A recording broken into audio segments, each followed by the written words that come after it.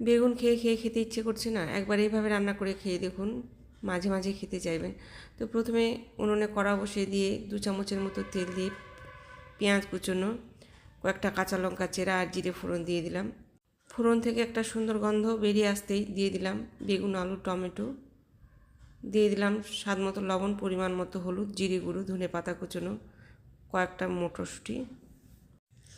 একদম লো আছে 3 মিনিট রেখে দেবো ঢাকনা দিয়ে ঢেকে সেদ্ধ হওয়ার জন্যে। 3 মিনিট হয়ে গেছে আর সবজিগুলো ভালোভাবে সেদ্ধ হয়ে গেছে। এবার দিয়ে দেবো সামান্য জল আর ভেজে রাখা বড়িগুলো। এবার ভালো করে 1 মিনিট কষে নেব। 1 মিনিট ভালোভাবে কষা হয়ে গেলে দিয়ে দেবো সামান্য জল। জলটা শুকিয়ে যখন মাখো মাখো হয়ে আসবে তখন আবারও জিরে গুঁড়ো, 1 চামচ জিরে গুঁড়ো দিয়ে একটু নেড়ে চেড়ে গ্যাস অফ করে তুলে নেব। রেসিপিটা ভালো লাগলে অবশ্যই কমেন্ট করে জানাবেন।